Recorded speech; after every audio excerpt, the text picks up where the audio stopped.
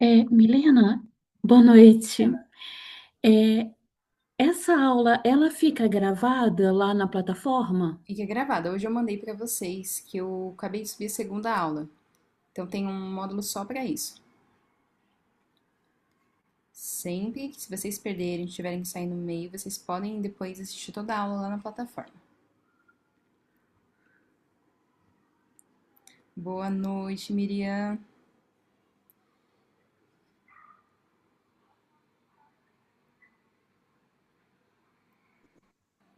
Boa noite, boa noite. E cortou, eu só vi o iniciozinho subiu a segunda aula. Ah, então, eu tô sempre subindo as aulas. Então, por exemplo, a gente tem aula hoje na sexta, amanhã no sábado eu já subo pra vocês.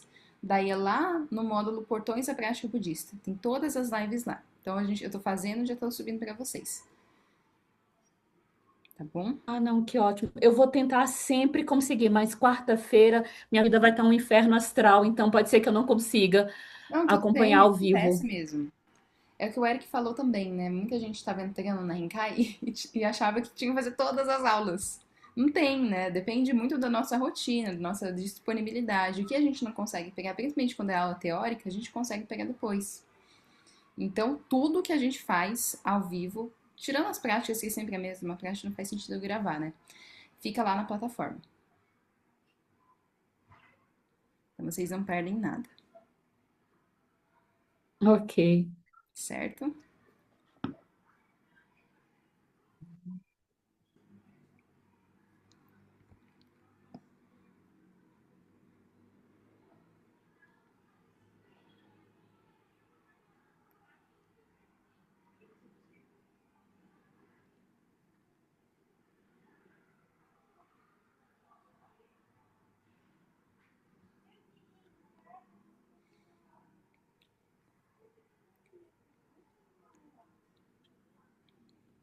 Bom, eu também vou abrindo aqui no TikTok. Quem estiver disponível, já assiste também. Como a gente está com esse mês de abril abrindo para todo mundo, a gente estava na última aula lá na página 22, certo? E daí a gente parou aqui, né? Onde o Shagdori começa a falar, né? Se começarmos a nos preocupar se o nosso nariz é grande ou pequeno demais, deveríamos pensar: e se eu não tivesse cabeça? Isso sim seria um problema.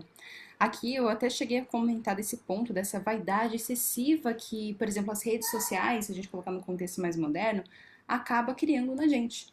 Então o Shagdo ele vem trazendo essa reflexão que eu cheguei a falar, né? Que é uma reflexão que eu trago muito quando a gente está observando que a nossa mente está indo por influências externas, como as redes sociais é uma das principais, para esse lado, ai meu Deus, porque eu tenho a pele assim. Ai, porque o meu nariz é muito grande. Ai, porque a minha sobrancelha não é como deveria ser dentro dos padrões. E tá reificando já. Já tá nessa coisa ali de criar sofrimento pra sua mente. Então, assim, eu até cheguei a falar, né, um ponto da vaidade. A vaidade, ela é importante, principalmente para as mulheres, né? Agora, quando começa a chegar num ponto de paranoia, daí começa a fazer procedimento aqui, aqui, ali, pá, pá, pá, pá, já começa a entrar num ponto de aflição, certo? Então a gente vai começar a partir dessa parte. Enquanto tivermos vida, deveríamos nos regozijar. Se nem tudo sai exatamente como gostaríamos, podemos aceitar isso. Se contemplarmos a impermanência em profundidade, a paciência e a compaixão irão surgir. Teremos menos apego à verdade aparente das nossas experiências e a nossa mente se tornará mais flexível, a nos darmos conta de que um dia esse corpo vai ser enterrado ou cremado. Vamos nos regozijar com cada momento que tivermos, em vez de fazermos nós mesmos e os outros infelizes. Isso é uma coisa que, quando a gente começa a estudar o Buda Dharma, a gente começa a refletir bastante sobre a questão de morte e impermanência. Isso aí é uma das melhores antídotos que a gente pode aplicar de reflexão para quando a gente estiver muito aflito com alguma coisa.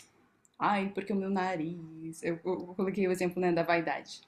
Ou alguém fez alguma coisa que a gente tá ali muito puto da vida. A gente pensa assim, e daqui 100 anos isso aqui vai importar? Daqui 100 anos nem vai ter mais nariz. Vai ter só um ossinho lá. Vai ter mais nada.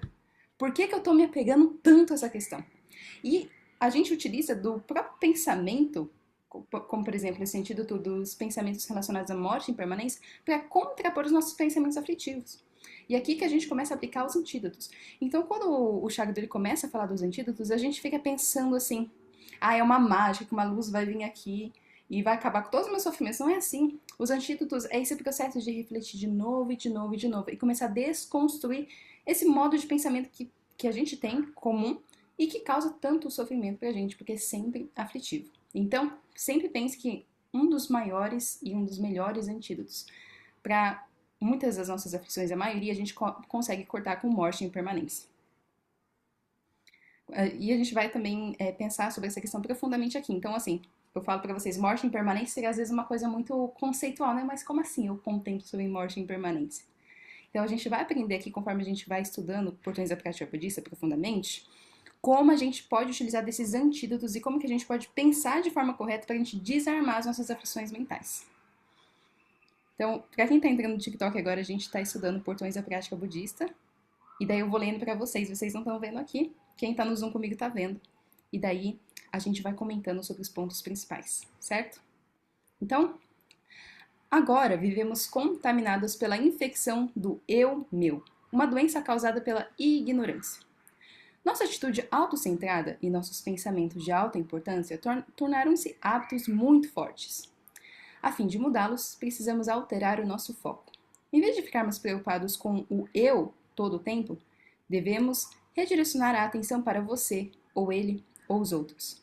Com a redução da alta importância, diminui também o apego resultante dela. Quando tiramos de nós mesmos o foco de nossa atenção, somos levados, ao final, a compreender a igualdade que há entre nós e todos os demais seres. E daí esse aqui é o ponto-chave que vai trazer um dos pensamentos e um dos estados mentais que no budismo são mais apreciados, que é o quê? Todos querem ter felicidade, ninguém quer sofrer. O apego à nossa própria felicidade amplia-se para se tornar um apego à felicidade de todos. Então, aqui a gente vai falar até de 3 escopos que a gente tem dentro do budismo. Isso é do Lani Shamun. Então, lá no primeiro escopo, a gente está preocupado em criar felicidade dentro do samsara. Então, assim, eu vou buscar espiritualidade para ter os meus desejos, as minhas coisas, ou para ter uma vida futura melhor, se a gente acredita em renascimento, reencarnação. E é isso, a gente busca a espiritualidade ou o autodesenvolvimento para melhorar a nossa vida agora. E é isso, basicamente. Daí a gente tem o segundo escopo, que são as pessoas que eu chamo que é aí que começam os buscadores, que é o quê? O segundo escopo são aquelas pessoas que olharam a realidade como é, viram que a sociedade, o sistema coloca pra gente que é sucesso, que eles colocam assim, não, quando você tiver isso aqui, você será feliz. Geralmente, às vezes, é mais fácil até pessoas que já conquistaram muitas coisas na vida, por exemplo, já alcançaram o topo do mundo, chegar mais fácil nesses estados, que é basicamente, eu tenho uma boa família, sou bem sucedido profissionalmente, tenho dinheiro, tenho tudo que eu quero. Por que eu não tô satisfeito? Tá faltando alguma coisa. E daí, nesse ponto onde tá faltando alguma coisa, onde eu vi que isso que me colocaram como vai me gerar felicidade não tá funcionando, eu começo a falar, mas o que tem mais? Daí é a mente do segundo escopo, que é a mente da libertação, que entende que, por mais que eu tenha tudo o que eu desejo, ainda assim eu vou envelhecer, eu vou morrer, e dentro todo esse processo da vida, há muito sofrimento da nossa própria mente, das nossas próprias aflições. E mesmo tendo todas as projeções que eu tenho a respeito da felicidade, eu ainda vou ter que encarar esses sofrimentos. Ou seja, o que a sociedade coloca pra gente como solução não vai solucionar esses problemas. E daí, o que eu faço? Aí a gente começa a gerar a mente de libertação, que é o quê? Que é o quê? Eu quero libertar do sofrimento. Daí a gente tem 2 tipos de sofrimentos. O sofrimento das aflições mentais e emocionais, que você pode ter tudo. Muitos de vocês aqui que já passaram por esse tipo de situação de turbulência emocional, vocês podem estar no resort, no hotel, na praia, tudo perfeito externamente, por dentro uma angústia terrível, uma ansiedade. Isso daí é o primeiro ponto do sofrimento interno. E o sofrimento externo seria esses sofrimentos maiores, né? Nascimento, envelhecimento, doença e morte. Então, a mente de segundo escopo, a mente da libertação, é aquela que fala, eu quero parar de sofrer, eu quero encontrar as causas da verdadeira felicidade, ou seja, uma felicidade que não está condicionada pelo nascimento, envelhecimento, doença e morte, e que está além das aflições mentais e emocionais, além da nossa mente comum. E daí esse é o ponto que a gente fala, eu quero ter felicidade e eu quero me livrar do sofrimento. Essa é a mente de segundo escopo, que é a mente da libertação. Mas a mente que o Shagdul está falando aqui é a mente que a gente chama de mente de terceiro escopo, que é a mente do quê? Assim como eu percebo que eu tenho aflições mentais e emocionais como angústia, como ansiedade, ressentimento, ódio, apego, ciúme, inveja, todos os nossos venenos que nos causam sofrimento, todos os seres também estão. Não é só eu que estou sofrendo com isso, todos os seres. Então, o meu filho está sofrendo com isso, a minha mãe está sofrendo com isso, meu pai está sofrendo com isso, os meus amigos estão sofrendo com isso, os meus inimigos estão sofrendo com isso. Tá todo mundo no mesmo barco. E a gente falando que não, você é diferente de mim, por isso que eu odeio você, fazendo um monte de picuinha, mas tá todo mundo no mesmo barco de aflição mental e emocional. E não só isso. Todos os outros seres também amam a vida. Todos os seres querem felicidade e mesmo assim todos eles vão morrer. Todos eles vão envelhecer. Todos eles vão um dia ficar doentes. Não há nada que a gente possa fazer. Mesmo que a gente ame, né? Então a gente sempre pensa, quando a gente vai desenvolver essa mente de iluminação, que a gente chama de mente de iluminação, mente de terceiro escopo, que a gente sempre pensa nas pessoas que a gente mais ama. Então a gente pensa nos nossos filhos, nos nossos pais, nos nossos melhores amigos, por exemplo, para desenvolver essa mente. Assim como eu desejo me libertar do sofrimento, eles também desejam se libertar do sofrimento. Assim como eu amo a vida, assim como eu desejo a felicidade, eles também. E mesmo assim, eles têm de passar pelo sofrimento das aflições mentais e emocionais, dos desejos aflitivos, do apego, do ressentimento, do ódio. Eles vão ter que passar pela morte, eles vão ter que passar pelo envelhecimento e pela doença. E daí esse é o ponto de partida em que o Buda, por exemplo, sai do palácio. Não quero que isso aconteça. Como que eu faço para cortar esse ciclo de uma vez? Tem que ter uma solução. Essa aí é a mente da iluminação, que é o quê? Eu vou encontrar uma solução para o sofrimento, para mim e para os outros. Porque o que eu sofro, todos sofrem. E esse é o ponto que o Shagdu ele fala aqui, que é a equanimidade entre todos os seres. Não é equanimidade porque é todo mundo igual na aparência física, por exemplo. Ah, porque todo mundo tem o mesmo gosto musical. E daí você gosta de rock, eu gosto de funk sertanejo, e daí? O ponto é, a base de todos os seres é a mesma. Todos os seres buscam felicidade e temem o sofrimento. Todos os seres amam a vida e não desejam morrer. Então esse é o ponto que a gente parte para desenvolver a nossa mente de iluminação, que é o quê? Que é a mente do Bodhisattva, que é eu vou encontrar essa solução, vou treinar, purificar minha mente para atingir esse estado que o Buda apontou pra gente, que a gente chama de Nirvana, para que desse estado, ou mesmo no caminho para esse estado, eu não preciso me tornar um Buda para começar a ajudar as pessoas, eu posso ajudar os outros seres a também se libertarem do sofrimento e das causas do sofrimento. E aqui que a gente está, no primeiro capítulo, a gente está estudando uma das causas do sofrimento. Então aqui a gente está lidando, como que a gente pode lidar com a aflição do desejo e do apego. A gente está estudando uma dessas causas, né? Uma das aflições mentais que geram sofrimento. Então, quando o Shagdu ele fala aqui, né? O apego à nossa própria felicidade amplia-se para se tornar um apego à felicidade de todos. Esse aqui é o apego do Bodhisattva. Desse ser que... O Bodhisattva também, um dos nomes que a gente coloca de Bodhisattva é o filho dos Budas. Porque, basicamente, eles são como se fosse... Como que eu posso dizer? Eles representam essa motivação que torna os Budas os Budas. Então, eles só se tornaram, basicamente, um ser completamente amadurecido. Lembra que uma das definições que a gente utiliza de Buda é um ser que amadureceu sua cognição completamente, porque eles desenvolveram grande compaixão por todos os seres. E porque eles desenvolveram essa grande compaixão, isso motivou eles durante todo o caminho até que eles alcançassem, de fato, a realização suprema do estado de Buda, que é além de todo o sofrimento, a superação completa do sofrimento. Então, vamos continuar. Até agora, nossos desejos tenderam a ser muito superficiais, egoístas e imediatistas. Se tivermos que querer algo, então que seja nada menos do que a completa iluminação de todos os seres. Eis aí algo digno de ser desejado. Recordando-nos sempre do que verdadeiramente vale a pena querer. É um importante elemento para a prática espiritual. E daí é que é um ponto que a gente começa a quebrar uma das crenças que a gente tem em relação ao budismo.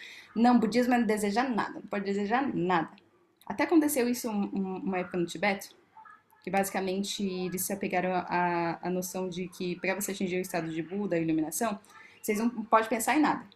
Não desenvolve virtude, só fica lá, no momento presente. Vamos ficar no momento presente que eu vou atingir o estado de Buda. Pense em nada. Virtude, desvirtude, tudo a mesma coisa. Tudo é relativo, nada importa. Daí, depois, não me lembro o nome do mestre que foi lá, viu essa situação que estava degenerando o entendimento do Dharma e falou assim, tá errado isso aqui. Vocês precisam trabalhar com sua cognição, precisam pensar sobre virtude, precisam estudar os pontos do caminho. E daí, você precisa utilizar dos seus venenos como remédio. E, por exemplo, a gente não pode falar assim, eu não tenho desejo. Não tenho desejo. Tá lá o desejo. O que a gente faz dentro do caminho budista? A gente pega o que a gente chama de veneno e transforma em caminho. Então, se eu tenho desejo, vou pegar esse desejo que eu tenho e vou colocar uma meta bem alta. Que eu possa, então, atingir a iluminação e levar todos os seres junto comigo. Eu vou seguir esse caminho. Desejo alcançar as causas da felicidade. Desejo alcançar a iluminação. Ou desejo é bom. Antes o meu desejo, sabe o que eu quero? Eu quero um namorado. E daí o desejo ficava ali, bem limitado, né? Isso quer dizer que a gente não pode desejar um namorado, quem deseja? Não, não é isso. Só que tem um desejo maior ainda. Então a gente inspira a nossa mente, a gente pega esse material bruto do desejo e expande até o ponto, por exemplo, que inspirou o próprio Buda, inspirou muitos outros praticantes espirituais a realizarem a excelência. Em vez de a gente pegar nosso potencial como ser humano, que se a gente tem um corpo de ser humano, a gente tem as nossas faculdades mentais saudáveis a ponto de compreender os ensinamentos, gente, vocês já têm muita coisa aí para trabalhar. Vocês têm um potencial maravilhoso. Daí o que a gente faz com o nosso potencial? Não, eu vou ficar aqui no TikTok. Você viu o que aconteceu? É isso que o potencial humano está sendo desperdiçado? Então, aqui, conforme a gente vai estudando portões da prática budista, o que a gente vai começando a ver? A gente vai estudar sobre o nascimento humano precioso. As qualidades que compõem e que a gente tem muitas delas. E a gente deve utilizar elas da melhor forma para atingir essa meta da superação completa do sofrimento e conduzir todos os outros seres juntos. Tá? Então a gente vai estudar esses pontos e vocês vão entender melhor por que eu tô falando isso aqui. Se vocês têm um corpo humano, têm condições confortáveis, uma casa, não precisa se preocupar o que você vai comer amanhã, onde que você vai morar. Não adianta a gente falar desse tipo de ensinamento para quem está nessa situação. Primeiro a gente tem que ajudar a pessoa daquele ponto. Então assim, vocês têm as condições básicas, tem internet, consegue ter uma cognição, uma abertura aos ensinamentos. Isso são características maravilhosas. Como que a gente utiliza isso para, por exemplo, chegar nessa meta da iluminação? Né? Que, basicamente, a iluminação não pense que é um Buda branco de ficar todo cheio de luz, não é isso. A meta da iluminação, a gente pode colocar aqui de uma forma bem fácil de vocês entenderem, é basicamente a gente eliminar todas as aflições mentais e emocionais, atingir o completo e o correto conhecimento a respeito da realidade de quem nós somos e a gente ajudar os outros seres a fazer o mesmo. Então a gente elimina as causas do sofrimento. Então a gente, dentro do caminho budista, a gente sempre parte do ponto do sofrimento e como que eu posso eliminar o sofrimento. A gente não é desse tipo de espiritualidade, né? O budismo ele tem muito esse aspecto de fingir que não existe sofrimento. Não, é tudo unicórnios. Vamos, tô com aflição mental que não tem aflição mental. Vou tentar desviar meu foco, daí depois volta. A gente não consegue manter, porque as causas das aflições ainda estão ali. Então, ao invés de a gente tentar ignorar, não, a gente olha para elas e começa a aplicar os antídotos, que é o Dharma, os ensinamentos, que levam à libertação, certo? Então, desejo e apego não mudam da noite para o dia. O desejo, porém, torna-se menos comum à medida que redirecionamos nossos anseios mundanos para a aspiração de fazer tudo o que está ao nosso alcance para ajudar todos os seres a encontrar felicidade permanente. Não temos que abandonar os objetos habituais dos nossos desejos, relacionamentos, riqueza, fama, mas à medida em que contemplamos sua impermanência, ficamos menos apegados a eles. Se temos a atitude de nos regozijar com a nossa sorte quando eles aparecem, e ao mesmo tempo reconhecer que não irão durar, começamos a desenvolver qualidades espirituais. Por que a gente começa a desenvolver qualidades espirituais? Porque a gente está começando a desenvolver o que a gente chama dentro do budismo de visão correta. Tem dois níveis de visão correta que a gente fala dentro do budismo, que é a primeira parte do caminho óptimo. Tem a visão correta, que a gente fala que é basicamente quando você atinge o estado de Buda, que você vê realmente como a realidade funciona, você entende esse aspecto. E tem a visão correta relativa à verdade convencional que a gente está falando aqui, ou seja, a realidade que a gente vive todo dia. E um dos aspectos da visão correta, quando a gente aplica para a nossa realidade, é a visão da impermanência. Então, qual é a maior parte do nosso sofrimento? Isso eu vou falar, parece muito óbvio, e é intelectual quando a gente escuta a primeira vez, mas a gente tem que começar a trazer isso para a nossa mente de novo, até começar a observar isso impactar profundamente na nossa mente, que é o quê? A questão da impermanência. Nada do que a gente experiencia na nossa vida, nada do que a gente tem agora vai permanecer com a gente, nem o nosso próprio corpo vai permanecer com a gente. Então, aquilo que eu falei pra vocês, né? A impermanência é um dos tipos de reflexão que a gente pode trazer pra gente desenvolver essa visão correta. E essa visão correta vai fazer com que os nossos venenos comecem a se afrouxar. Se eu, por exemplo, olha que diferença de atitude num relacionamento. Exemplo clássico. Começa a ter muito apego pelaquela pessoa. Não posso perder aquela pessoa de jeito nenhum, pelo amor de Deus. Se eu começo a pensar nisso, já me dá aflição. Ih, tá reificando. O que tá acontecendo ali? Tá tendo uma visão incorreta a respeito da realidade. E se aquela pessoa morrer? E se ela te trair? E você não querer mais? É o fim do mundo. Vou me matar. E tá reificando. Tá errado. Tá indo pro caminho errado. Daí você, agora que tem esses ensinamentos, começa a corrigir. Começa a pensar na impermanência. A gente tem que conviver com essa possibilidade. Daí o que acontece? Vai, repetindo. Repete esse sentido da impermanência de novo e de novo. Pensa, vem a aflição mental, começa a pensar. Claro que vocês, por exemplo, que estão aqui já dentro da comunidade, já começam, vocês têm as práticas espirituais que vão ajudar nesse processo de aprofundamento desses antídotos, né? Então, vocês aplicam esses antídotos, por exemplo, como vocês têm no Shamatha, que é a concentração meditativa, vai impactando mais rápido na mente de vocês. Mas, conforme a gente vai aplicando, por exemplo, a visão correta, a gente vai começar a pacificar as nossas aflições mais fáceis. Então, a gente entende, o Buda já falou pra gente lá, a visão correta é a impermanência. E a gente não acredita no Buda porque o Buda falou. A gente vê que é assim. Então, a gente vê a impermanência acontecendo a todo tempo. Ah, não concordo. Abre o jornal lá, um pouquinho. 5 minutos vocês vão ver o que é impermanência. Daí a gente começa a reconhecer isso de fato na nossa realidade. E isso vai pacificando mais. Então, por exemplo, na questão do relacionamento, a gente vai sim trazendo esse elemento de... Se a gente percebe, por exemplo, né, que o ciúme, por exemplo, esse apego excessivo nos relacionamentos é causa de muito sofrimento de muitas pessoas. E que, inclusive, em um caso extremo, por exemplo, quando acontece traição, esse tipo de coisa, acaba a vida da pessoa, a pessoa até às vezes pode se matar por causa desse aspecto, de tanto apego. Não consegue ver a vida sem a pessoa. Sabe aqueles filmes românticos? Ai, não consigo viver sem você. Ih, meu Deus do céu, não vai dar bom. Vocês sabem, até que o final é sempre trágico quando isso acontece. Daí você pensa assim, isso aí não ouviu o ensinamento budista. E, de novo, começa a trazer isso. Reflexão de novo e de novo. Ai, mas é muito artificial isso. A gente pode pensar assim, é mesmo. Um Buda, por exemplo, um ser realizado, ele já tem isso naturalmente. Por isso que ele não manifesta mais venenos como apego, como raiva, como ódio, como inveja. Porque é natural, eles não têm que pensar sobre isso. Mas a gente não. A gente está cheio de venenos, a gente está cheio de apego. A gente tem que olhar para isso. Daí a gente vai começando a remediar. Fazendo o quê? Aplicando a visão correta. E isso faz a gente desenvolver qualidades espirituais. Como diz o Shagdu aqui. Então, vamos continuar. Cometemos, em menor número, os atos nocivos que resultam do apego. E assim criamos menos karma negativo. Geramos mais karma favorável, aumentando gradativamente as qualidades positivas da mente. E aqui eu estou escrevendo um livro, né, para vocês, explicando todo o caminho do budismo de uma forma bem simples, para as pessoas mesmo, né? Para quem não é budista e nunca ouviu falar disso, conseguir se beneficiar mesmo sabendo nada.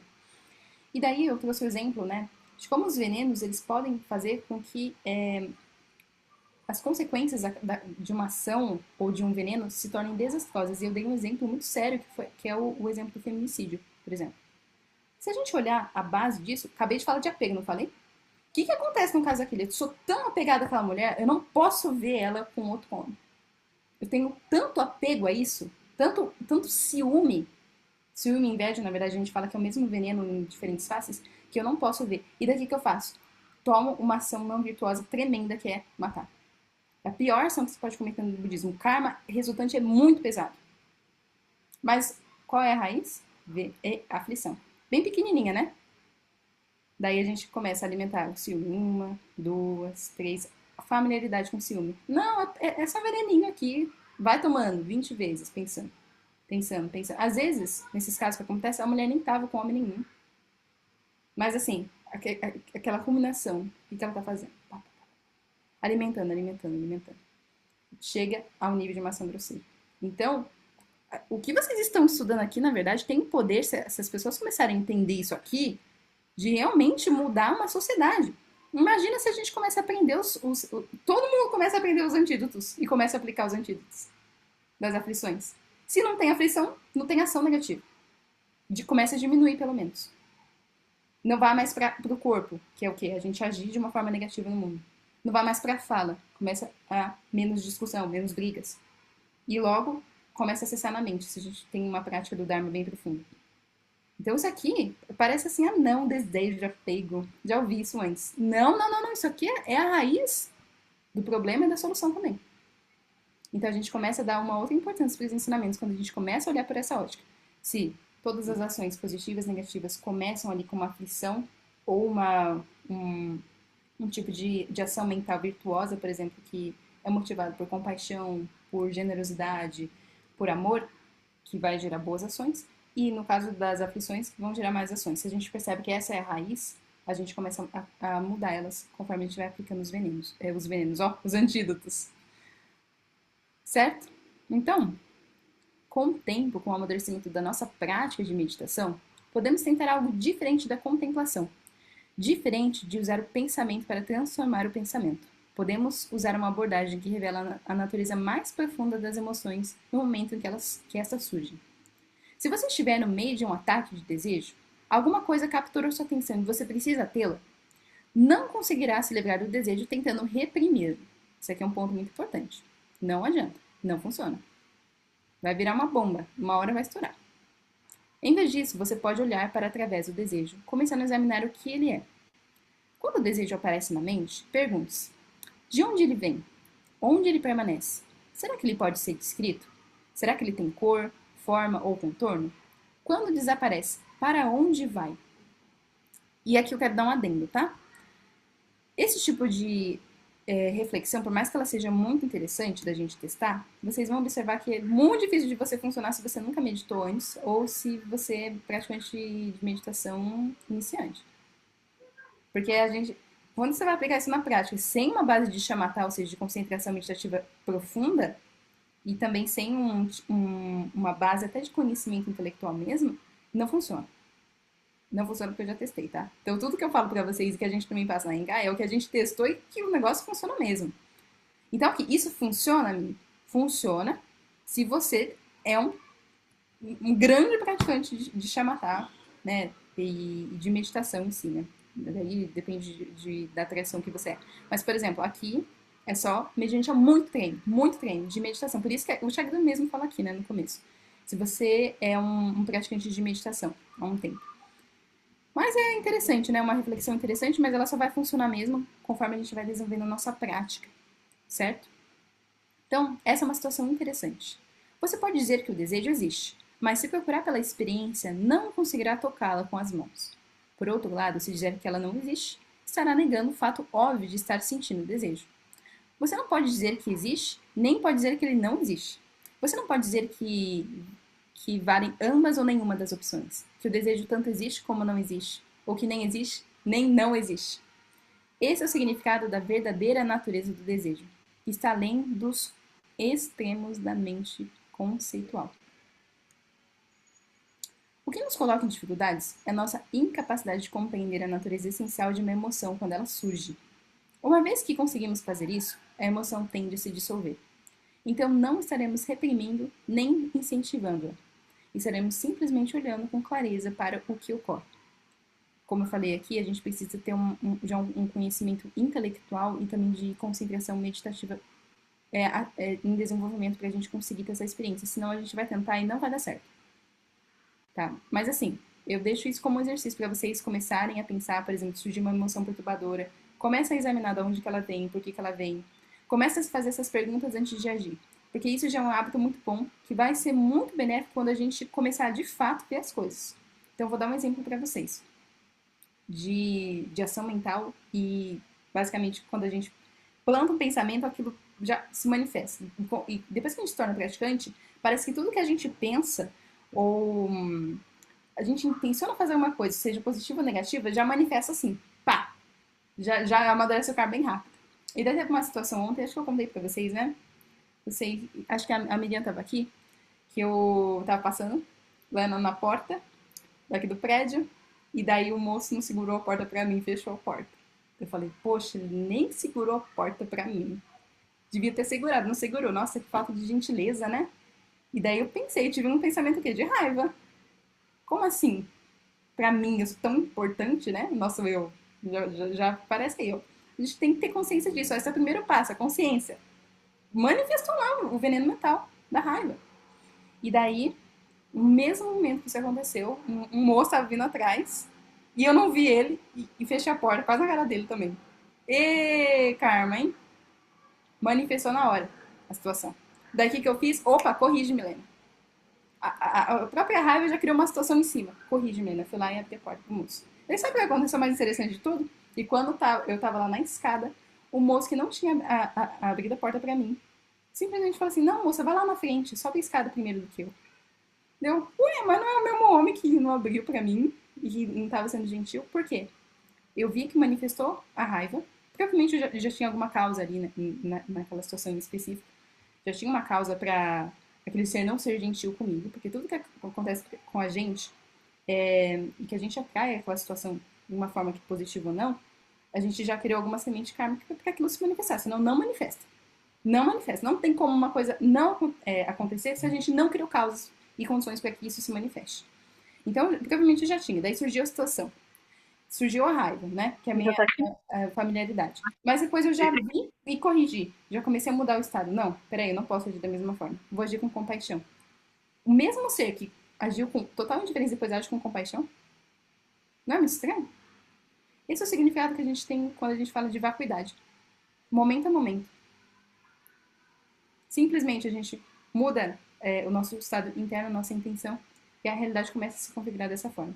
Esse é o ponto que, por exemplo, muito da parte mística, digamos assim, da espiritualidade da nova era encontra um pouco com o budismo.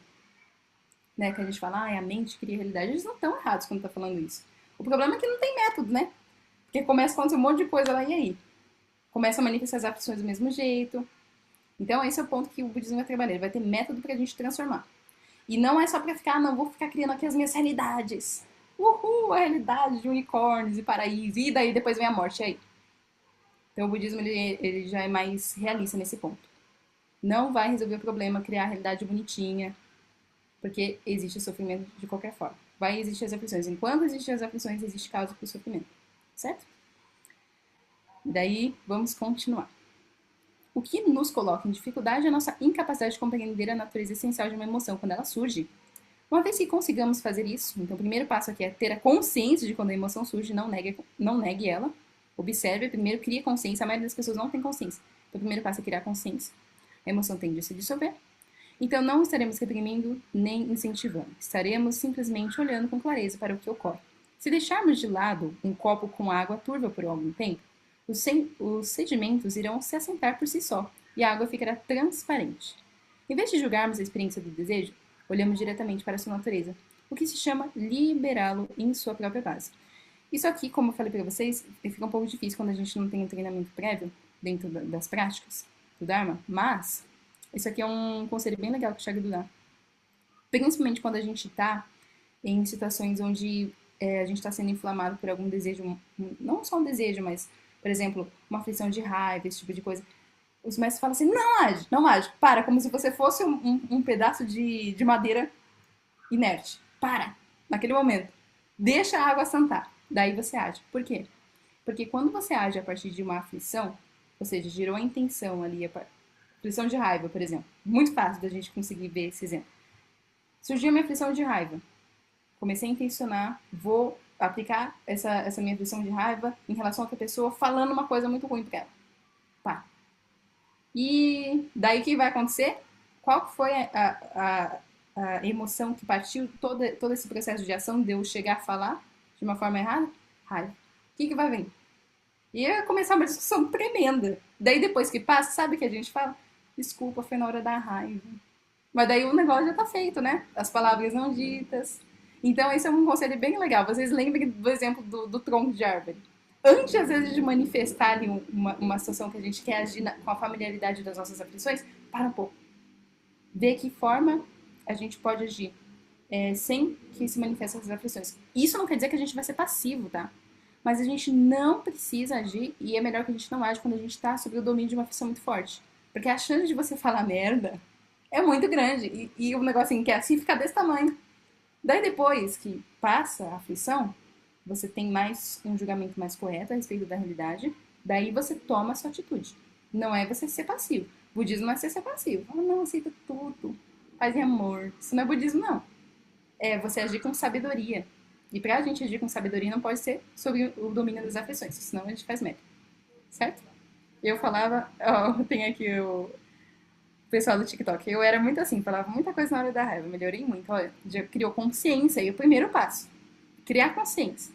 Então aqui, nessa primeira parte do Portões da Prática Budista, não, a gente não tenta desesperadamente parar as nossas aflições, a gente está bem longe de ser Buda, mas conforme a gente vai tendo consciência, a gente vai começando a ter um domínio maior sobre elas. Só da gente ter consciência, ainda vai surgir o desejo, vai surgir a raiva, vai surgir o ciúme, a inveja, mas a gente olha pra eles e fala, ah, eu sei que você tá aí. Antes eles dominavam a gente, agora a gente fala, eu tô vendo você, meu querido. Você tá aí, tudo bom, mas aí é o primeiro passo. Daí depois a gente começa a trabalhar com ele. Então, cada uma das emoções negativas ou venenos mentais possui uma natureza intrínseca que não reconhecemos por estarmos tão acostumados à sua aparência de emoção. A verdadeira natureza dos 5 venenos, ignorância, apego, aversão, inveja e orgulho, são as 5 sabedorias. Então se diz, na verdade, que esses venenos aqui, quando a gente purifica ele através das práticas, através do nosso treinamento de Dharma, eles vão se transformar nas 5 sabedorias. Então é como se fosse alguns diamantes que estão encobertos cheios de lama. A gente está vendo a lama, a gente está manifestando a lama, mas se a gente limpar, a gente traz o diamante, essa parte pura, que está ali escondida dentro dos 5 venenos. Tem esse potencial, tá? Então, da mesma forma que o veneno pode ser ingerido como remédio para se obter a cura, cada veneno da mente, se trabalhar adequadamente, pode ser remediado à sua natureza de sabedoria, incrementando nossa prática espiritual. Se em meio à intensidade do desejo você simplesmente relaxar, sem tirar sua atenção, você poderá ter um vislumbre da sabedoria discriminativa. Você não abandona o desejo. Antes, revela sua natureza de sabedoria. Aqui é um ensinamento muito profundo que ele está dando. Parece que não, né? Mas tem muita coisa aqui, inclusive do budismo Vajrayana, que a gente chama de budismo tântrico. Então, por exemplo, eles vão trazer os 5 venenos, e dentro dos 5 venenos tem as 5 sabedorias. E daí se diz aqui, né, por exemplo, que o desejo, quando ele é transmutado, quando ele é purificado, a emoção bruta do desejo, se transforma na sabedoria da discriminação. E o que é a sabedoria da discriminação em um ponto de vista prático para vocês? É basicamente a gente saber exatamente, depois que a gente treinou profundamente, a gente sabe o que é virtuoso e o que não é virtuoso dentro do contexto budista, ou seja, que vai criar felicidade, que vai criar mais sofrimento. A sabedoria discriminativa é essa sabedoria que aparece no momento que eu vou tomar ação e eu sei exatamente discriminar o que é mais sábio naquela situação ou não, que a gente acabou de falar. Então, isso aqui, por esse lado aqui vai dar isso, isso, isso aqui, e se for por esse lado aqui vai dar isso, isso aqui. Essa capacidade. Por exemplo, no ataque de desejo, vou dar um exemplo, o que eu posso dizer aqui?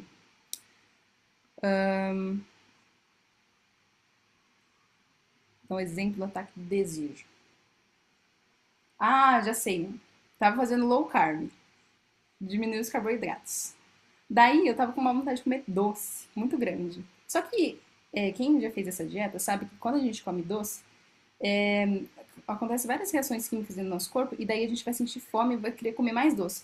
E depois de um tempo, quando a gente tá nessa dieta de low carb, a gente não sente mais vontade de comer doce. Mas se a gente come algum carboidrato, ativa de novo a vontade.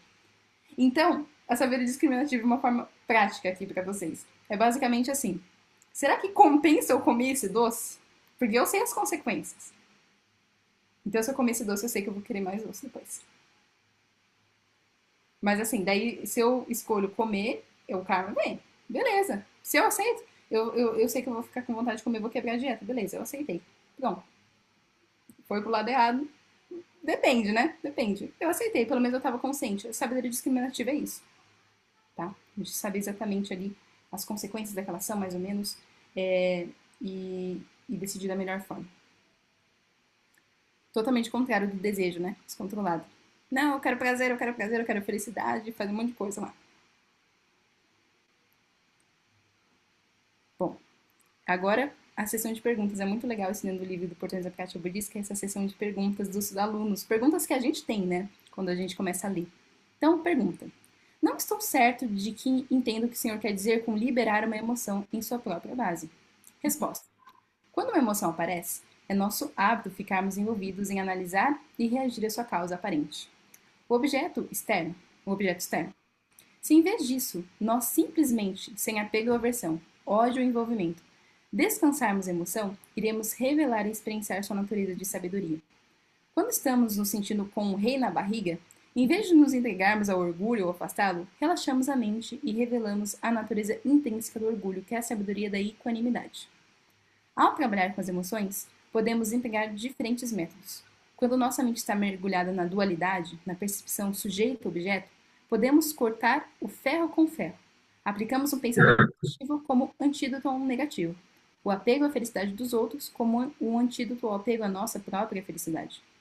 Se formos capazes de afrouxar o hábito habitual à dualidade, poderemos experienciar a verdadeira essência ou a base de uma emoção, e dessa forma liberá-la em sua própria base. Dessa maneira, o princípio da sabedoria é revelado. O orgulho é revelado como sabedoria da equanimidade. A inveja como a sabedoria que tudo realiza. O apego e o desejo como a sabedoria discriminativa. A raiva e a aversão como a sabedoria semelhante ao espelho. E a ignorância como a sabedoria do Dharmadatta. A sabedoria da verdadeira natureza da realidade. Aqui eu não vou entrar em detalhes, isso aqui é uma parte do budismo vajrayana, né? Então, agora, eu tô indo mais com vocês nessa parte do entendimento, a parte do sutrayana. Porque isso aqui, essas 5 sabedorias a gente utiliza, inclusive, dentro das práticas, tá? Mas, basicamente, esse liberar pela própria base, como eu já venho falando pra vocês, se vocês tentarem, sendo praticante iniciante, mesmo praticante avançado, tá? Já não é fácil, não. É uma prática bem avançada. Então, essa aqui é uma perspectiva da tradição Nyingma. Então, o Shagya Rinpoche é da tradição Nyingma. Então, tem esse aspecto um pouco mais de você reconhecer a natureza da mente de uma forma direta, esse tipo de coisa. Já a tradição Gelug, que é a tradição que eu estudo e pratico diariamente, ela é muito mais voltada à questão da lógica. De você, primeiro, compreender logicamente, intelectualmente, como que aquilo surge, como que eu faço para remediar. E isso está muito mais próximo, dentro da nossa realidade da mente comum. Então é muito mais fácil a gente, em vez de, não, tá tendo um pensamento, tô com raiva, tô com um pensamento de raiva aqui, vou ver ele, a sabedoria por trás dele, e não vai dar certo, não. O que eu penso? Não, deixa eu começar a pensar em compaixão, aquela pessoa também quer felicidade, tá ali, vai criar mais causa de sofrimento. Começa a trazer isso. Vocês vão observar como que vocês vão fazer isso, mas assim vocês mudam de uma forma mais rápida. Ou seja, pensamento de raiva, pensamento de compaixão. Pensamento de apego traz impermanência. Esse tipo de coisa, por mais intelectual que seja nas primeiras vezes, ela tende a ser mais eficaz do que essa coisa de você observar e tentar liberar pela própria base. Pode funcionar para quem já tem ali uma mente mais treinada, tá? Mas vocês vão observar. A gente utiliza o pensamento discursivo para cortar o pensamento discursivo. Nesse primeiro momento. Então, pergunta. O senhor poderia falar mais sobre a contemplação de como a contemplação da impermanência reduz o apego? Imagine um adulto e uma criança que constrói um castelo de areia na praia. O adulto nunca chega a considerar o castelo como permanente ou real e não se apega a ele. Quando uma onda vem e destrói o castelo, ou aparecem outras crianças e o derrubam com pontapés, o adulto não sofre. Mas a criança passou a pensar nele como uma casa de verdade que durará para sempre, e, portanto, sofre quando perde. Como a criança, simulamos por muito tempo que a nossa experiência é estável e confiável. Por essa razão, apegamos-nos a ela e quando ela muda, sofremos. Se mantivermos consciência da impermanência, nunca seremos completamente enganados pelos fenômenos do samsara. Contemplar o fato de que não lhe resta um período muito longo de vida irá ajudá-lo. Você pensará, no tempo que me sobra, por que me deixar levar por essa raiva ou apego que apenas produzirão mais confusão, fantasias e ilusões equivocadas? Se eu levar o que é impermanente tão a sério, tentando agarrar isso ou afastar aquilo de mim, vou estar apenas imaginando ser sólido o que não é. Vou estar apenas complicando e perpetuando ainda mais as ilusões e os enganos do samsara. Não vou fazer isso. Vou usar este apego, essa aversão, este orgulho ou essa inveja como prática. Prática espiritual não é o ato de ficar sentado em uma almofada de meditação. Quando você está diante da experiência do desejo ou da raiva, bem onde a mente está ativa, é nesse ponto que você pratica a cada momento, a cada passo da sua vida. E aqui é o que eu sempre falo para vocês também, de observar o quanto que a nossa mente ela está evoluindo quando a gente está em meio ao mundo. Então não é lá. É muito fácil de estar praticante. Eu estou vibrando amor por todos os seres. Em algumas meditações, a gente acaba trazendo sentimento de compaixão, amor. Então isso pode acontecer. Mas aí a gente vai ver se aquele nível de realização que a gente adquiriu realmente está estável quando a gente está diante da vida, diante das situações. E daí eu também falei isso para vocês, né? Que uma das formas, um dos sinais para a gente ver, eu tô evoluindo um pouco aqui nessa parte, é quando a gente está dentro das situações e ou as aflições elas surgem e elas cessam mais rapidamente, a gente não fica igual uma vaca ruminando, comendo aquele pensamento, aquilo que aconteceu muito tempo. Não, flui, a mente flui rápido. Isso é um sinal de prática que a sua mente está bem treinada. Isso é maravilhoso. Não fica remoendo. Sabe aqueles filmes lá? Ai, porque quando eu tinha 7 anos me fizeram um negócio horrível. Daí vira um super vilão que destrói todo mundo do universo. O homem cria um trauma pra ele vai lá e cria um trauma pra milhões de pessoas. Ei, parabéns. Esse aí não estudou o karma, não, né? Então, assim, o que aconteceu ali se a gente olhar, trazer uma interpretação budista pra isso? Não fluiu a mente. Não fluiu a mente. E daí, uma das coisas que a gente tem que observar é o quanto a nossa mente está fluindo, o quanto que manifesta, o quanto que cessa. Isso aqui o Shagdu também está falando aqui, e é um ponto que vocês têm que observar também na prática de vocês. Tá bom? Pergunta. Daqui a pouquinho eu já vou abrir para perguntas, tá? Só vamos terminar essa parte. Aqui daí eu já abro. Ao contemplar a impermanência, percebo que meu apego diminui em certa medida. Mas pergunto, até onde devo ir ao me desapegar das coisas? Olha que pergunta importante. Resposta. É necessário saber escolher com o que lidar em primeiro lugar. No fim, você poderá se desapegar de tudo. Mas comece por abandonar os venenos da mente, por exemplo, a raiva. Em vez de pensar, por que lavar esses pratos se eles são impermanentes? Meu Deus do céu! Livre-se da raiva de ter que lavá-los primeiro. Compreenda também que tudo o que surge na mente e que desencadeia sua raiva é impermanente. A própria raiva é impermanente. As coisas que alguém diz a você e que o afetam de modo negativo também são impermanentes. Perceba que são palavras, sons, não são algo duradouro. O próximo passo é abandonar o apego a que as coisas sejam do seu jeito. Quando você compreende a impermanência, não importa tanto que as coisas aconteçam como você pensa que deveriam. Se acontecem, tudo bem. Se não acontecem, tudo bem também. Quando você pratica assim, a mente aos poucos vai adquirindo maior equilíbrio. Ela não é levada de um lado para o outro, conforme você obtenha ou não aquilo que você quer. Então, aqui isso é um ponto muito importante. Antes da gente querer, não, sou praticante espiritual, vou lá para um mosteiro e vou virar monge. Maravilhoso quem tem essa inclinação natural. Mas a gente tem que observar o quanto que isso é uma inclinação verdadeira ou quanto a gente está querendo fugir das coisas. Daí, externamente, estou ali como praticante espiritual, como uma pessoa espiritualizada, mas dentro não me desapeguei dos venenos. Não consegui trabalhar isso de uma forma correta. Tá com as mesmas coisas, a mesma raiva, o mesmo orgulho. Então, isso aqui é um conselho para 90% das pessoas, 95%, a não ser as pessoas que têm essa inclinação natural que é maravilhosa, tá? É a gente primeiro trabalhar na nossa própria vida. Então não adianta, eu sempre falo isso pra vocês, né? Não adianta a gente ir lá pro Tibete achando que vai resolver alguma coisa. Onde a gente tá é onde a gente começa a treinar. Certo? E eu vou terminar por aqui e daí a gente continua na segunda-feira. A gente tá na página de 27. E a gente vai continuar com essas perguntas e respostas. E daí depois a gente já vai, daqui a pouco a gente vai entrar, se eu não me engano, em ódio e apego, que é outro veneno bastante importante. A gente vai saber como remediá-los da melhor forma, tá bom? Alguma dúvida que vocês tenham até aqui? Tá todo mundo quietinho. Daqui a pouco eu já vejo aqui no TikTok também, se alguém tem alguma dúvida, podem escrever. E tá me ouvindo? Miriam, tô ouvindo você. Pode falar. Tudo bem? Então, quanto ao desapego, né? Como tu estava falando ali, de fato é algo difícil para nós seres humanos, né?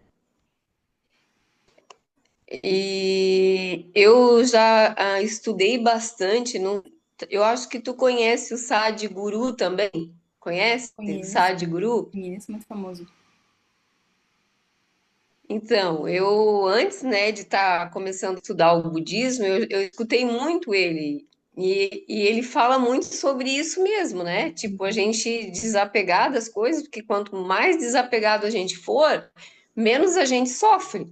E Exato. é real, né? Porque daí o sofrimento vai vir disso, do apego, de tu esperar muito de alguém, de a gente ter essa mania de fazer as coisas e achar que a pessoa tem que também te suprir de alguma forma. A gente tem a mania da cobrança, a gente não tem o hábito de, eu vou fazer, mas eu não quero nada em troca. É mentira. Nós, seres humanos, a gente precisa trabalhar muito isso, porque realmente a gente faz já esperando que a pessoa, por exemplo, eu precisei dela, mas quando eu fui, né? Quando eu fiz para ela, ela aceitou. Agora eu preciso, ela não faz para mim.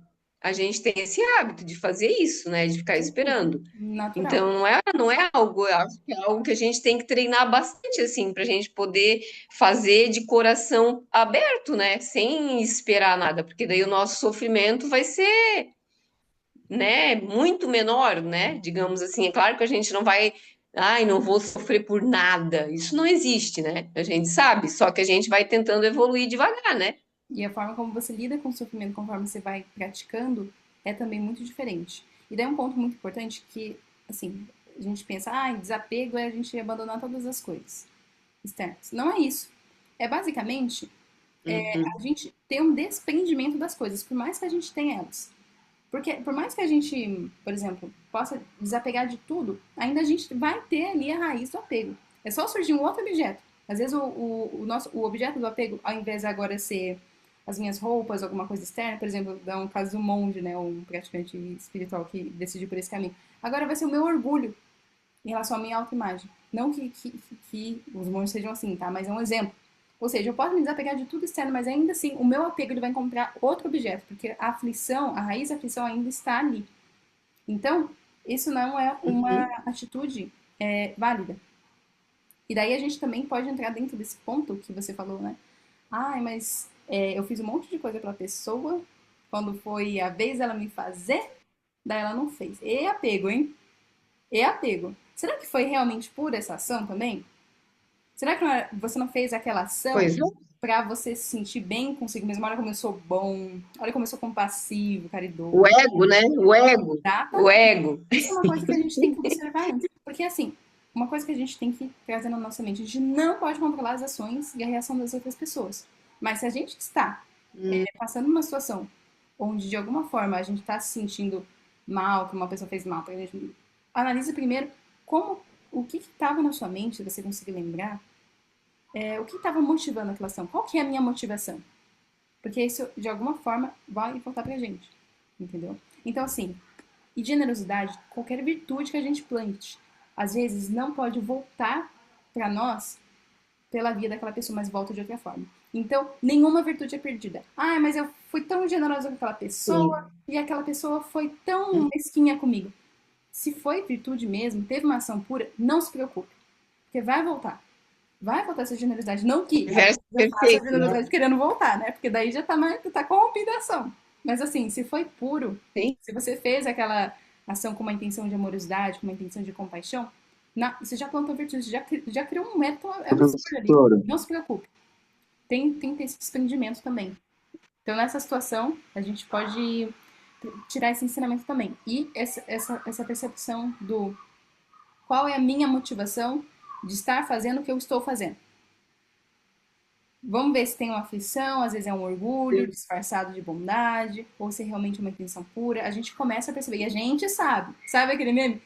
Amiga, a gente sempre sabe. A gente sabe dos nossos obscurecimentos. E conforme a gente vai praticando, fica mais claro ainda. Pode falar, Kleber. e aí, boa noite para todos. Primeiro queria agradecer, né, a oportunidade mais uma vez de vocês todos entrarem, cada um nos nossos lares, né, e vocês também entrando nos nossos lares. Queria dizer que queria pedir desculpa, né? Entrei um pouco atrasado, mas minha cabeça tá um turbilhão aqui, porque eu não encontrei nem palavras ainda para descrever os esclarecimentos, os assuntos que têm vindo na minha mente. E com esse pedacinho do trecho desse material, eu tô assim, estarrecido, impressionado, apaixonado. Queria agradecer. Me reconheceu E eu muito. queria perguntar, uhum, e eu queria perguntar com relação a esse sentimento, com essa intenção. Essa intenção ela pode ser tipo haver dois caminhos, um interesse em querer receber o bem, tipo assim, em querer ser bom, e um outro sentimento mais genuíno, mais natural, não com esse interesse de que vou fazer o bem para algo bom me retornar. Existem essas duas vertentes? Existe. Existe sim. Acontece que a maioria de nós. E isso é ruim? Oi? Pode falar. E é ruim? Não, é natural. Uma dessas vertentes é ruim? Ah, Então, o que acontece? É natural que mesmo as nossas virtudes, elas estão contaminadas por algum senso de algum nível de aflição. Então, a gente vai começar a criar o que a gente chama de karma misto. Então, mesmo as nossas ações virtuosas, elas têm ainda ali um senso de auto-interesse. Então, é normal. O que a gente tem que começar a observar como praticante é que isso vai se sutilizando cada vez mais e as nossas ações, elas tendem a ser mais puras porque a gente vai criando mais consciência, a gente vai desenvolvendo as qualidades da mente através da nossa prática, através do nosso estudo, desse ponto, entendeu? Mas assim, naturalmente, nós seres humanos temos as ações corrompidas, entendeu? Agora, o ponto que a gente a própria intenção da gente querer que a outra pessoa, por exemplo, se beneficie, que aquela outra pessoa saia do sofrimento, isso já faz com que a ação ela tenha um mérito, uma virtude absurda, certo? Então, assim, em vez de a gente ficar pensando, ai, mas a minha ação é mista, porque eu tenho um senso de eu. A gente tem mesmo. Mas a gente tem que focar, na verdade, nesse aspecto de compaixão. Se você consegue sempre focar nesse aspecto do bem-estar do outro, da felicidade para o outro, e começar a gerar a intenção de ter essa intenção, você já está direcionando a sua mente para o caminho certo. Certo? Mas no começo, principalmente quando a gente não treina a nossa mente, é bem misto. Pode falar. entendi. É, outra coisa que eu acho que tem alguém, parece que está perguntando também, acho que falou primeiro que eu acho, não, né? Deixa eu ver. Sou eu, Ah, é, a mas Miriam. pode Pode falar, Ah, falar. tá, eu achei que era. mas Não, pode falar primeiro, eu vou pode elaborar falar. melhor a pergunta e pode fazer a sua. Tá, eu tô pensando assim, ó, que a maioria das pessoas costumam confundir apego com amor. Muito bom. E eu acho que é muito diferente. Eu acho que é importante a gente falar sobre isso, porque a pessoa acha que, nossa, eu quero demais aquilo ali, ou eu quero demais aquela pessoa, mas é um apego, talvez, que ela tenha. E amor não tem nada a ver com isso. Eu acho que o ser humano confunde muito o apego com o amor. Então, é coisas muito distantes. E na cabeça das pessoas, elas acham que, tô apegado, tô amando, isso é o amor. Mas na verdade é o contrário, não é isso amor, apego não é amor. Eu penso, né? Karma misto que a Eu gente tenho esse tem. pensamento. Hã? O que acontece nesse caso, Miriam? Vou dar até um exemplo. Caso nossos filhos, a gente tem uma questão de apego biológico, mas a gente também os ama incondicionalmente. Então é um exemplo de quando você percebe que a virtude junto com o veneno vem junto. Esse é o significado da gente estar com a mente Sim, ali sob o domínio das aflições. Então, conforme a gente vai praticando, o que acontece? Nosso apego ele vai ficando menor e o nosso amor, essa parte do amor mais puro, sem auto-interesse, vai ficando maior. E daí é aquela coisa, né? No caso de relacionamento amoroso. Ah, eu te amo, você fez uma coisa ruim, me traiu, eu te odeio, quero que você morra. É aquela coisa, né? Isso aí é apego puro. Apego puro. Porque o que é o amor uhum, do conceito budista? O desejo que a gente tem que o outro tenha felicidade e bem-estar. Tenha toda a felicidade. Esse é o conceito de exato. amor. E se isso muda, às vezes pode mudar quando a gente tá com raiva, mas depois tem que voltar, né? O amor tem que ser mais forte. Às vezes a aflição da raiva domina, depois volta. Mas tem que voltar esse senso, essa intenção de que o outro seja feliz. Se alguma coisa aconteceu, não tem mais, na verdade, eu quero que o outro sofra, e então não tem amor, não. Seu amor tá muito fraco. Muito fraco. Uhum. Isso diz mais Sim. respeito a você e a sua própria É, vida do que a eu, outra pessoa. Porque você vai projetar isso em outras formas. eu uso uma frase que eu até tatuei ela em mim, né? Uhum. Em inglês, que é o segredo é o amor. Perante tudo, né? Eu tenho no meu braço aqui, que eu amo essa frase, né? Então eu tatuei porque eu acredito que o segredo é o amor em tudo, né? E você Então vai a gente ver que precisa cada vez trabalhar mais. mais isso. E tem mais coisa mais profunda ainda, mas o amor é uma das nossas 4 incomensuráveis que a gente fala que são as qualidades da mente iluminada, que vai conduzir a gente para o despertar também. Sim. Então, o amor é uma delas. Pode falar, Kleber. Hum? Sim. Então, era justamente referente a essa palavra, né? Sim. Porque quando ela falou, agora deu exemplo, eu creio que seja só o exemplo. Mas eu pensei assim que esse apego seria, e pergunto se esse apego não seria não só apego material, apego emocional, pessoa para pessoa, mas um desapego até assim para o próprio ego. Por exemplo, tem dias que eu estou remoendo isso, e uma coisa tão simples, e ficou na minha cabeça porque eu deveria ter me comportado de uma maneira totalmente diferente, né, mais equilibrada e busco isso e me vêm as oportunidades e eu perco às vezes oportunidades. Eu saí com a minha cachorra às 5 horas da manhã, o tempo estava nublado, eu moro em Natal aqui, moro a 1,5 quilômetro aqui da praia. Aí eu saio com a minha cachorra, o céu se abriu lá para as 10, 10h30. E Sim. 11, 11h30 eu estava vindo para casa. Normalmente aqui em Natal, esse horário não são horários bons para andar com cachorro, porque o tá quente, né? Uhum. E o cara, bom, então eu tinha estudado tudo isso, eu sabia que eu estava no horário que o sol, estava tudo sob controle, não tinha nada demais, eu não estava agredindo minha cachorra, amo minha cachorra, enfim, tava, naquele momento, assim, a gente bota as costas das mãos no chão, se você aguentar 10 segundos, tá tranquilo para você andar com o cachorro. Uhum. Então, eu fiz esse teste, aguentava muito mais que 10 segundos, e um cara parou meio que de longe de carro e falou algo, e eu não entendi, parei para ouvir.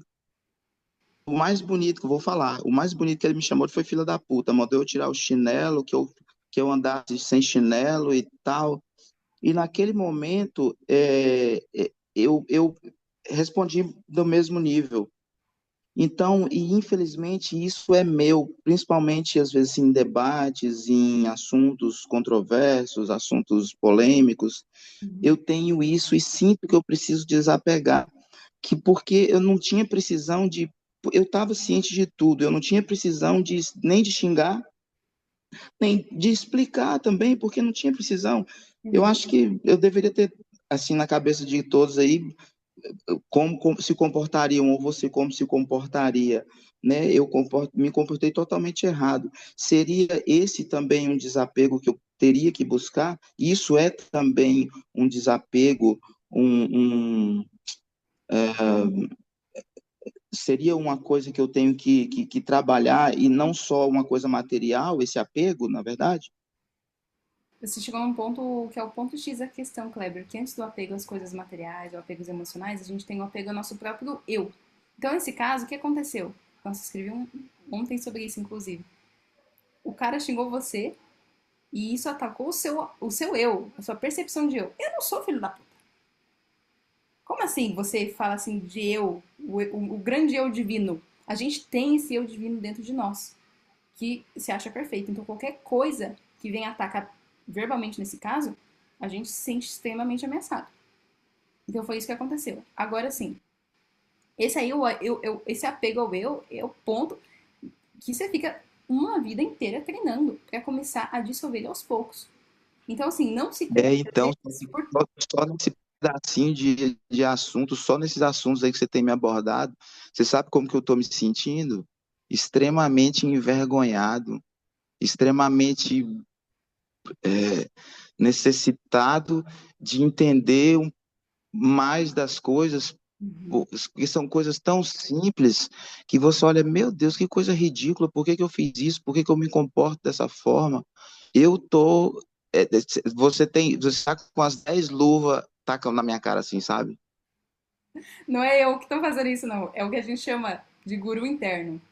O nosso guru interno sabe, mais ou menos, ele tem uma sabedoria natural das coisas, né?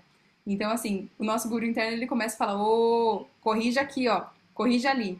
Daí, às vezes aparece a Milena falando pra você, ou o Shagdu aqui no livro, mas na verdade não é. É o que a gente chama de guru interno. Agora, assim, uma coisa que você tem que tomar cuidado, a gente sempre tem que trazer um pouco do nosso treinamento, que é um aspecto também de paciência com a gente mesmo. Então, o que eu senti bastante, Kleber, você está se culpando demais. Qual que é o ponto que você tem que chegar? Esse é o ponto que você falou, né? Me senti envergonhado. Eu não diria exatamente a palavra envergonhado, que seria o ideal, mas assim, você tomou consciência de que aquela ação ali ela não seria mais apropriada. Nesse caso, realmente, qual seria a ação prática? Tá, se você realmente respondesse para ele, ia ficar uma briga de dois egos, não ia para lugar nenhum. Ou seja, nem para ter ação prática. Não é uma ação que ia te prejudicar em algum ponto, que daí sim a gente precisa entrar com sabedoria para conseguir sanar uma situação, né? Mas nesse caso, não tinha sentido nenhum. Então, realmente, você viu que uma ação de você responder no mesmo nível não ia surtir efeito em nada. Sabe o que isso significa? Que você precisa treinar mais. Precisa continuar desenvolvendo compaixão. Precisa continuar no treinamento. E a gente tem que ter É, consciência de sim, que quando a gente está só treinando, a para gente você vai ter cair, a gente vai ideia, errar. Oi? só para você ter ideia, eu não precisava nem falar o que, só para você ter ideia, eu não precisava nem dizer o que eu disse, porque o cara estava de longe, ele seguiu com o carro e eu fiquei irado com o meu veneno, engolindo meu veneno, meu Engoliu próprio seu veneno. veneno. Ele colocou o veneno pra fora e você bebeu o veneno. Obrigada, e dá o veneno É, pro outro lá também. É isso que a gente faz. Então, o que que a gente faz? obrigado. Próxima vez, não, obrigada, tô de boa. Mas isso é treino, não é do dia pra noite. O Shagdo falou aqui, não é do dia pra noite. Então, ao invés de se culpar, só pensa, na próxima vez eu preciso lembrar. Na próxima vez eu preciso ser melhor. Deixa a mente fluir. Não fica pensando, o que eu fiz 20 anos atrás. Porque quando a gente começa a praticar o Dharma, a gente começa a ficar com vergonha da gente. A gente fala, meu Deus do céu, não acredito que eu falei aquilo, que eu fiz isso. Pelo amor de Deus, que vergonha de mim. Mas a gente fica, né, de lembro das situações, mas o ponto é, deixa a mente fluir. Na próxima vez eu faço melhor. Estabelece a intenção. Vou fazer melhor, eu vou lembrar. Vou dissolver. Vou treinar. Posso só fazer mais uma observação? Tá? A última, senão eu não dou espaço para os outros, nem para você. Mas eu achei muito legal, mas muito legal mesmo, o nível de busca para encontrar a solução para viver melhor, para fazer as coisas, para se encontrar. O exemplo da vasilha, de lavar a louça, cara, eu amei, porque antes de você ter a raiva, né? Você olhar os pontos que você falou. Então, ou seja, não é só para quando alguém te ofender, não é para quando você perder alguém, não é só para as grandes coisas, é para as pequenas coisas do dia a dia também. Achei muito legal. Exato. É nesses aspectos. E a gente começa trabalhando isso com tudo. Eu tô trabalhando, por exemplo, minha versão agora com comida. Eu não gosto disso. Desde pequena eu sempre fui muito apegada a coisas que eu gosto e que eu não gosto. Daí eu tô começando a treinar isso aí. E é difícil pra caramba. E muitas vezes eu falo, não gosto. Daí eu lembro que eu tenho que treinar. Daí eu falei, tá bom, mais um pouquinho, deixa eu dissolver um pouquinho essa versão, mais um pouquinho, um pouquinho, um pouquinho. E a gente vai, a gente erra, e a gente volta. Esse é o processo de paciência que a gente tem que ter. Mas os métodos estão aqui. E olha, o Shagdu é maravilhoso para conseguir adaptar a essência dos ensinamentos dessa forma simples. Maravilhoso. Bom, gente. Miriam, pode falar. A gente finalizar. Rapidinho, eu acredito que a gente pode viver 500 anos, 1000 anos e nós nunca vamos ser perfeitos. A gente vai estar sempre tentando se lapidar e tá tudo bem. Corrigindo, corrigindo, corrigindo. Mas eu vou te falar, O viu? Os importante métodos é que a a gente gente tem querer aqui ser para. melhor, né?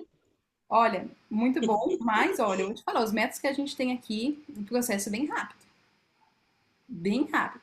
A gente está no começo aqui, praticando Que trabalho. bênção, que Mas ó, bênção. Muito método bom, é o que muito não bom. falta. Método que não falta. E vocês vão continuar com a gente e vão receber muitos durante o caminho. Maravilhoso. O método que a gente já pratica todos os dias do Isso é dia, ótimo. É bom a gente saber. consulta de nós já é muito bom, tá? Acumular, acumular, O acumular. melhor de tudo é o caminho certo, né? Exatamente. E constante lembrança. Lembra, A prática é no dia a dia. Lembre dos ensinamentos no dia a dia. Quando manifestar a situação, lembre dos ensinamentos. É isso que vai fazer com que a sua mente se amadureça de fato. Tá bom? Constante lembrança. Lembra? Sabedoria do ouvir, do refletir, do meditar. Certo? Bom, gente, vou finalizando aqui, Certo. porque daqui a pouco, Boa a noite. gente vai se encontrar já para fazer as nossas práticas da noite. E vocês têm que jantar, né? Pelo amor de Deus. Então, muito obrigada pela Gratidão. vocês, pela contribuição. Adoro quando vocês perguntam, vocês têm que perguntar mesmo. Eu sempre falo, né? Se não tem pergunta ou não entendeu nada, ou não entendeu tudo. É mais provável a primeira opção. Então, É. e assim seguimos. Voltamos com as nossas aulas de português da prática budista a segunda-feira, 8 horas da noite, tá bom? Até mais, até daqui a pouco, Certo. 10 horas da noite. Certo? Vou interromper aqui o compartilhamento. Até mais.